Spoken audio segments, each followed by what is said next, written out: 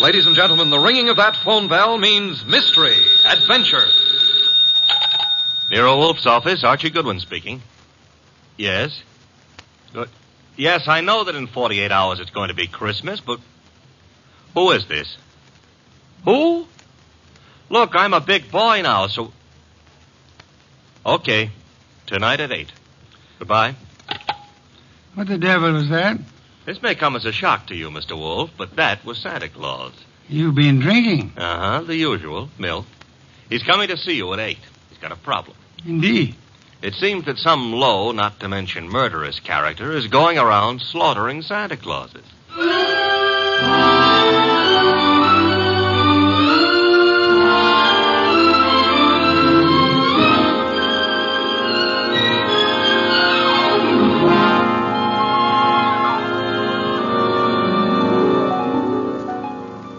Ladies and gentlemen, it's the bulkiest, balkiest, smartest, and most unpredictable detective in the world. That chair-born genius, Nero Wolfe.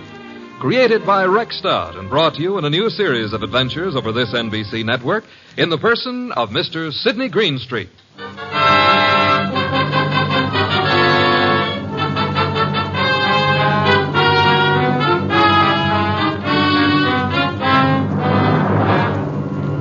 Began earlier than 8, however, the case of the slaughtered Santas. It began, to be precise, on the corner of 34th Street and Carlisle. The hour was close to 6, the weather cold, the sky dark. How you doing, Santa?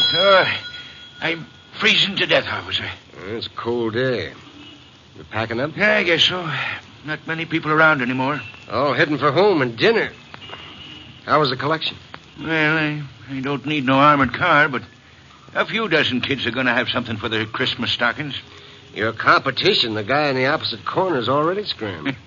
Probably got low blood pressure. Yeah, give me a hand to get the collection pot off the chains, eh? Sure, there you go. Yeah, thanks. Yeah, I'll just walk you down the block. Got to phone in. Okay, fine. One Santa still left. Wonder what he's waiting for. Santa Claus.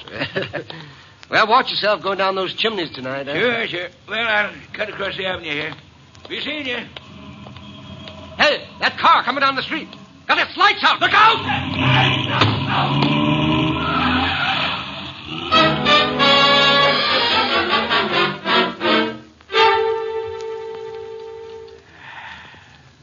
Hey, Peg. Huh?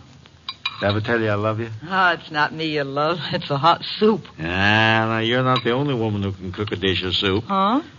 It helps, though. I'm just beginning to thaw out. Yeah, that's a cold corner you play Santa Claus on. Well, don't hurt to make a few bucks. I ain't done so good this past year. Well, maybe the next year will be... Oh, well. Besides, I kind of like it, you know. Kids asking questions all day long. Yeah. You know, I wonder how they figure the other two Santas at the intersection. Kids think of only one thing at a time. More soup? Sure, Peg. You know, one of them other Santas got hit by a car tonight. Oh? He packed up a few minutes before I did, started crossing the avenue, and bang! Hit-and-run driver. Oh, gosh, that's too bad. Was he hurt? Yes, he was killed. Here's your soup. Oh, with traffic the way it is nowadays. Well, I better take a look at the stew. Somebody at the door. I'll get it, Peg. Okay. Yeah, what? Oh! Mike!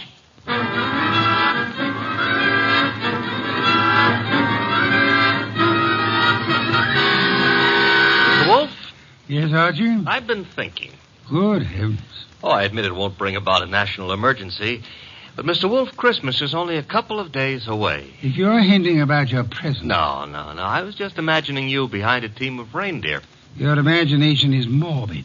You'd make a wonderful Santa Claus. Phooey. You got the perfect build for it. Of course, as for character... Archie. Yeah?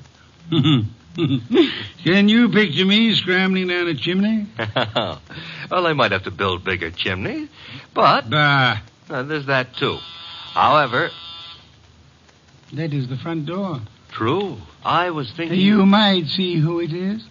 Well, if nobody's been lying to me on the phone, that'll be Santa Claus. Let him in. But I haven't decided what I want for Christmas yet, Mr. Wolfe. For example, should she be blonde or brunette, tall or short? Archie. On my way. Good evening. I dislike dawdling on anyone's doorstep. Well, stop dawdling. Come in, please. Mr. Wolfe has been warned of my arrival. He has. Through here. Mr. Wolfe, this is, Santa Claus? My name is Barton, John Barton.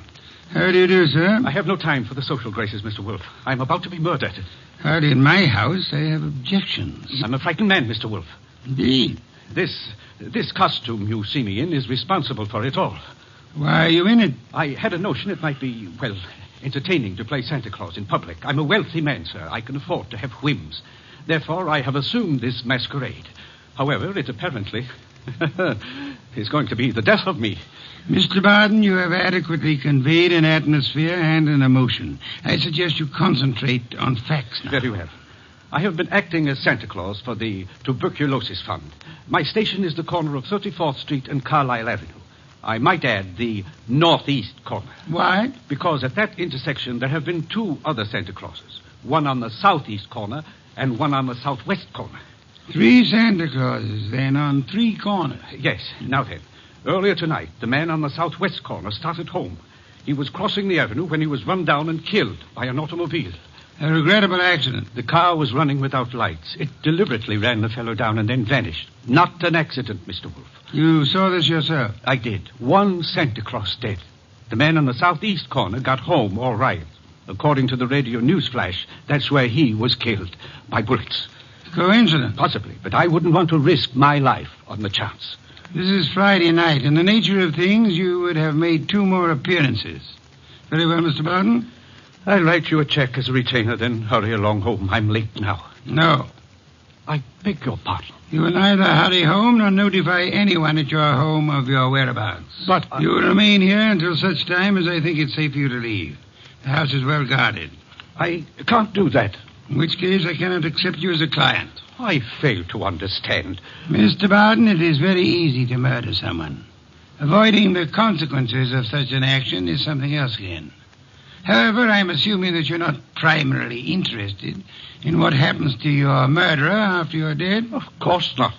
Therefore, you will remain here. Archie? Yep. First, the corner of 34th and Carlisle, a complete report. But that's nonsense. The corner will be deserted now. Mr. Barton, you're hiring my intelligence. You therefore permit me to use it as I see fit. A complete report, Archie? Right, sir. You will then visit Inspector Crane at headquarters. You will, in whatever manner you find effective, collect all the police information about the 2 already murdered Santas. Fine. The manner, I think, will be applying a blowtorch to the inspector's toes. Your levity is ill-timed. The inspector is likely to throw me out of my ear. Your problem. My ear? And on your way home, you might stop in at Mr. Barton's place. I don't see any purpose in that. Mr. Barton, there is a basic problem to which we must find an answer. Whether those 2 men were murdered because they were Santa Clauses or because their deaths were merely preliminaries to yours. Archie, I suggest haste. Yes, sir. And avoid blondes. I would like you to be home in time for Christmas.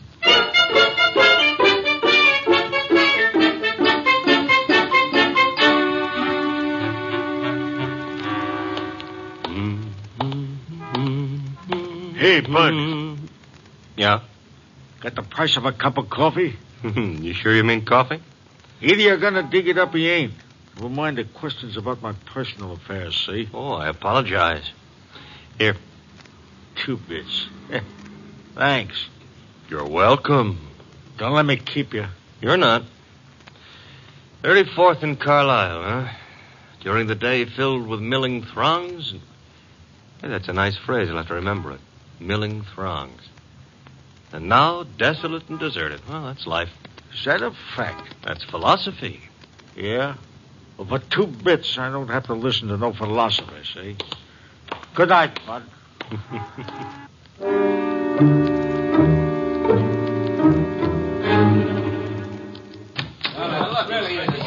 Uh-oh.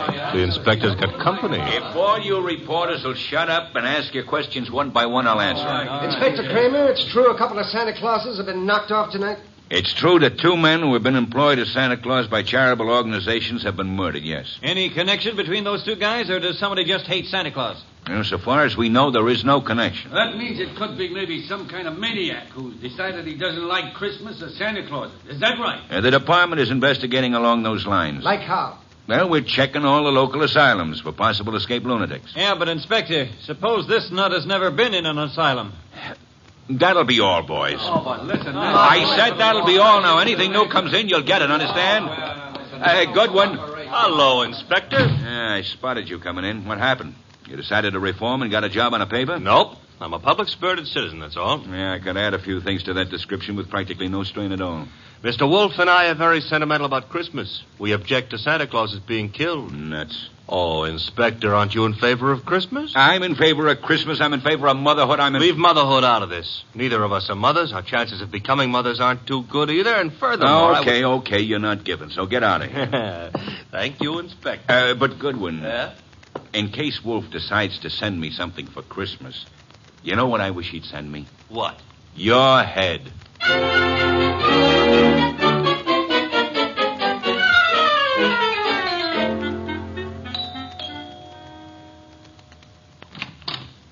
Well, Oh. now I know what I want for Christmas. What did you say? I said my name is Goodwin and it's cold on your doorstep. Oh, I'm sorry. Come in. Mm-hmm. You didn't mention your name. I'm Laura Barton. Mrs. Laura Barton? No, Fine. That is, what relation are you to John Barton? his niece. Why do you ask? Oh, you've got a beautiful voice. All this marble and no butler? Well, I don't know where Pleasant is. He should be here. Have him shot at sunrise. Oh, Laura. Wayne, this is Mr. Goodwin. I never heard of him. What does he want? Well, I don't know. Wayne what? Stevens? Uh-huh. Friend of Mr. Barton? Half-brother, but we seem to be doing all the answering. How about your answering some questions, Goodwin? I'll try. Come into the library.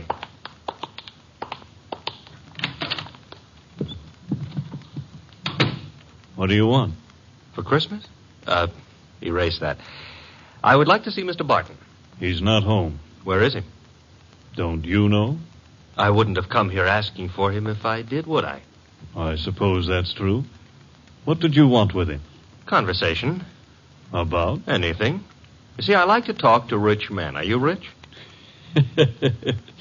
I can't play the piano either. You could always learn. But being rich is harder, I found it. Mr. Goodwin, you must have some reason for coming here, some reason concerning Uncle. Laura, you're being imaginative. Well, Uncle is late. He's probably still on that street corner playing Santa Claus. He enjoys it. Why bother about I what... don't know, except... He's never been as late as this? Well, no. Not since he started that masquerade of his. Would you happen to know where the butler is? Out getting drunk, I suspect. He was in the kitchen a little while ago. Disappeared. Pleasant likes to look on the wine when it's red. Or even when it's rye. No, I take that back. Oh, you do? He prefers Irish whiskey. We don't stock it. Therefore... Oh, too bad. I better run along. Good night, Mr. Stevens. Miss Barton. Good night. I'll see you out.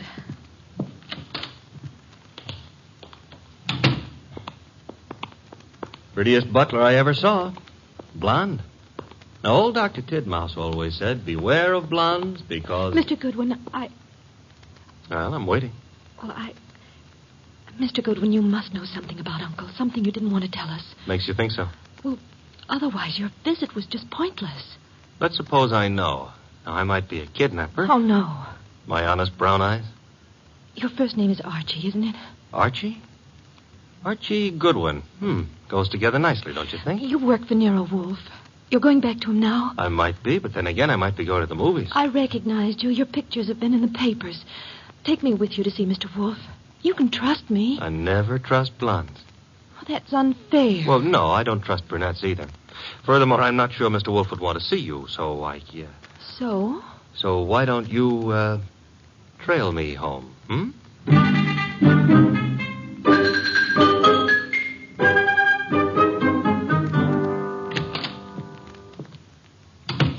Is that you, Archie? Archie? Where's Santa Claus?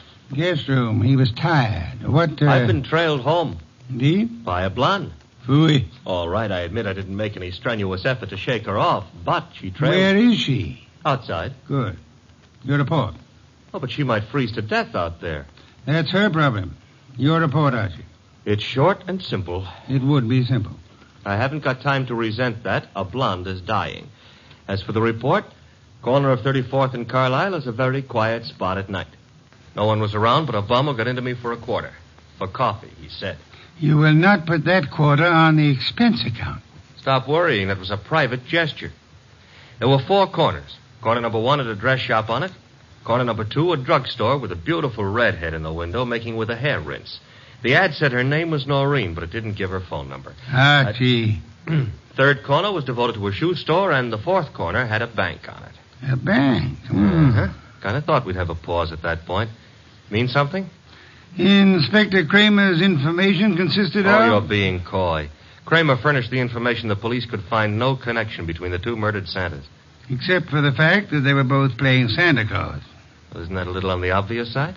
This is an obvious case. The Barton home, Archie. Marble and old lace. The butler, his name is Pleasant, was among those missing. Among those present, Laura Barton, the old man's niece, and Wayne Stevens, his half-brother. Ah.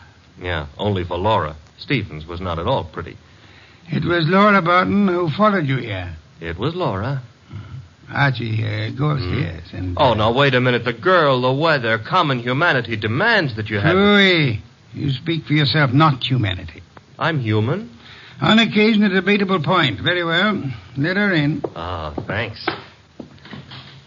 Laura. Yes? Come in. Laura Barton, Mr. Wolfe. How do you do? How much money do you inherit on the death of your uncle? What? That is known as a shock treatment. However, I need an answer. Oh, Uncle isn't dead, is he? That, for the moment, is irrelevant. How much? Half his estate. The other half? Wayne, Uncle's half-brother.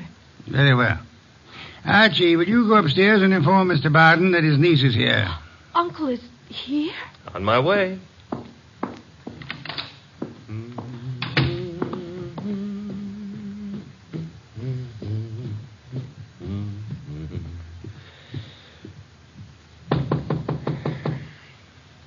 Yes? Archie, Mr. Barton. Come in. Mr. Wolfe would like you to come downstairs. I suppose he has a reason. Mm-hmm. A blonde reason, your niece. My niece? That's right. Hey, where'd you get that? A man of my wealth finds it safer to carry a revolver. Yeah, but it's not safe to point it at people, especially for the people. Turn around, Goodwin. But, Mr. Barton, we're protecting you. By letting that girl into the house, if I had the time, I'd be amused. As it is.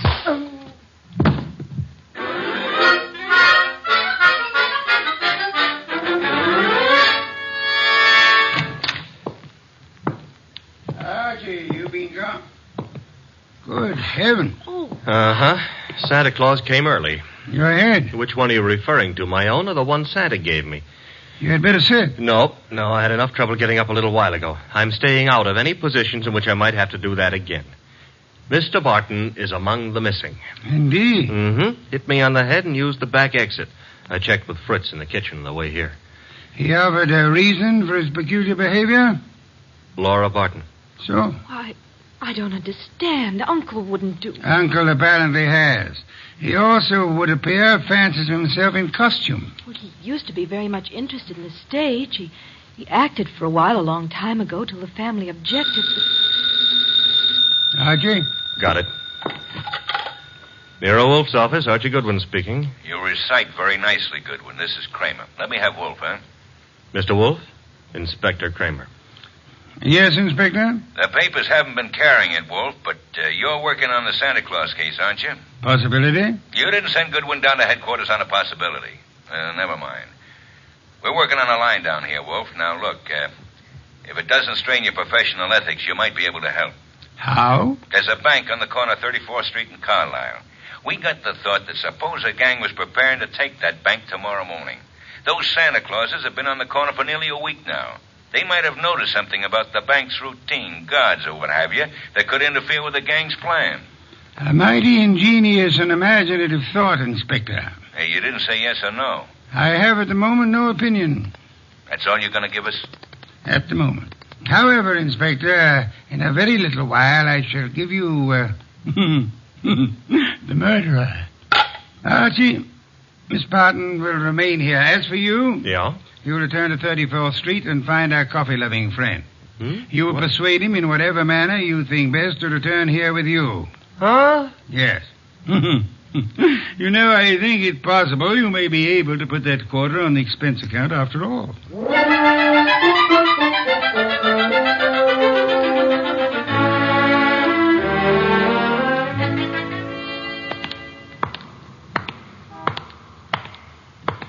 You.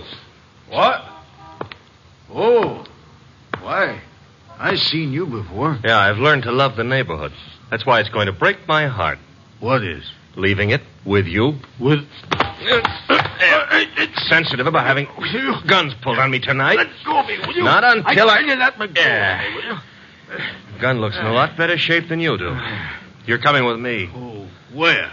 Mr. Wolfe would like to see you. Nero Wolfe? Yeah. Well, why? He's trying to salvage a quarter.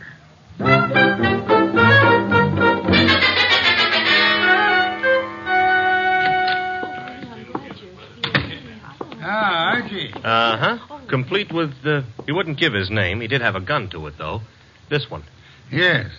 Archie, you know Miss Barton, of course? Hi. And Mr. Stevens? He joined us a moment ago. Miss Barton thought she'd be happy if he were here. Hello, Stevens. That's not the only reason I came. My brother is still missing. I'm concerned. Yes. You, sir, will you sit down? Watching people stand makes me uncomfortable. I don't have to. You do. Archie is stronger than you are. All right. That's better. If you don't mind, Mr. Wolfe, I've never been here before, never met you. But you look as though you could handle things. I think my brother's been kidnapped. Possibility we shall have to consider. Miss Barton, perhaps you have a theory, too? Well, I don't know. Uncle's been behaving strangely for weeks now. What way? Well, I'm not sure. Wayne... Well, of course, John's always been a little peculiar, but I'm afraid I saw nothing especially strange. Outside of this Santa Claus stunt, of course. I see.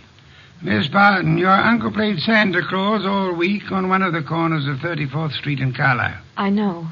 On two other corners, two other men indulged in the same activity. Those two other men are now dead. Oh, no. Well, wait. Mr. Wolfe, you mean they were killed by mistake for Barton? It is true that one man made up of Santa Claus looks very much like any other man similarly costumed. But the answer is no. One of the two men was shot in his home after he had removed his costume. Well, then, what connection? Miss Barton, in the event that you wanted to hide a tree, where would you hide it? Hide a tree? Why, I wouldn't even begin to know. If you were very clever, you would hide it in a forest. If you wanted to hide a murder and were very clever, you would adopt the same principle. Wait. You mean that if someone wanted to kill Uncle and didn't want to be suspected, he'd... Go about murdering several people with an ostensible, if lunatic, reason. He would, let us say, go about killing Santa Clauses. I get it. Then people would think the man he really wanted dead for a special and private reason had been killed for something that didn't point to him. True. That was why two Santa Clauses were murdered tonight. The third Santa Claus, however, the real object of the murderer's attention, was luckier or suspicious. He fled. Do I have to hang around here and listen to all this? You do, my unwashed friend. Mr. Barton fled, and the murderer was in a quandary. He had, so to speak, invested in two murders merely to make the third one confusing. But he found himself unable to commit that third murder. He couldn't find his victim. Could he ask the police to do so? Hardly. But he might try to inveigle a private detective such as myself into the job. That makes sense, Mr. Wolfe, but why would my brother have deliberately fled from your house? I mean, he was protected here, so... But do I make myself clear? Very clear, Mr. Stevens. Archie, that gun you took from the dirty gentleman, you still have it? I still have it. Then would you mind pointing it at Mr. Stevens here until the police remove him?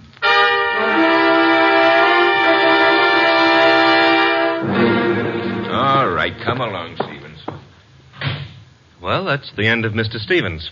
Inspector Kramer will take good care of him from now on. But now, Mr. Wolfe, Laura and me and the refugee from a washcloth over here would still like to know how and why and who was involved. I knew two people had a motive for John Barton's death. Laura Barton and Wayne Stevens. One of them proceeded to kill Santa Clauses in the hope that the police would assume those killings to be the work of a lunatic. The paper certainly hopped on that assumption. Yes. However, John Barton, aware that his life was in danger, escaped his murderer and hid. In this house? No. A man in Santa Claus costume came here and said he was Barton. However, he was an obvious imposter. He proved that by his flight when his niece came here. You mean he could fool you, but he knew he wouldn't be able to fool me, so... Precisely, therefore, was not Barton. Who was it? Who else had disappeared at the propitious moment? The butler, Pleasant. True. I distrust coincidence. Stevens needed an accomplice, hence he sent Pleasant here. And Pleasant would give you a song and dance about Barton's danger and then scram. You'd start investigating, discover Barton was missing, try to find him, and lead Stevens to his victim, huh? I frustrated that part of the plan by insisting on Pleasant's remaining here, which he did until... That part of it's fine. But how did you choose between Laura and Stevens? It was Stevens who knew, without being told, that Barton had been in his house and had fled from it. Yeah. You yourself mentioned that Stevens had only been here a moment, so you hadn't told him. Obviously, the butler phoned him as soon as he had hit you over the head and escaped. Furthermore, the butler masquerading as Barton had attempted to throw suspicion on Miss Barton. That convinced me of her innocence. Well, you've done it again, Mr. Wolfe, except for one minor detail. You're not very successful at irony, Archie. What minor detail? Where is Barton? In this house. Huh? When did that happen? You arrived home with the gentleman sitting near you. The bum? Wait a minute. This I ought to be able to figure out myself. Laura said Barton used to be an actor. That's item one, huh? Yes, Archie. Also, why is a supposed tramp hanging around a deserted intersection for handouts? The answer is he wasn't. He was keeping an eye out for trouble he knew was after him. Oh, so it turns out I gave a quarter to a millionaire. Uncle, your uncle. Oh, that is... I know, my dear. Yes, I'm Uncle. I did a rather decent job, didn't I? No one recognized me. Except, of course, you, Mr. Wolfe. Not recognition, Mr. Barton. Logic. Archie, open some beer for us. Yes, sir. Logic, eh? Well, whatever it was, Mr. Wolfe, I owe you a good deal. How can I ever repay you? Oddly enough, the answer is simplicity itself. Make out a check.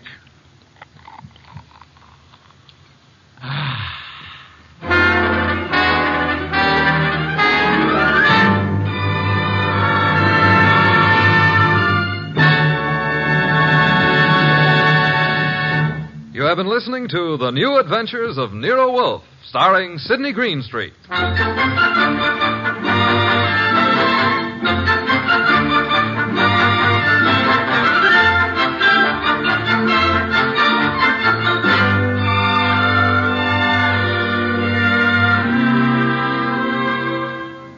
Tonight's transcribed story was based on the characters created by Rex Stout. This is an Edwin Fadiman program produced and directed by J. Donald Wilson. In the cast were Larry Dobkin as Archie Goodwin, and Howard McNear, Grace Lennard, Vic Rodman, Herbert Butterfield, Bill Johnstone, Gene Bates, and Bob Bruce. Next week at this same time, Nero Wolfe and Archie will bring you The Case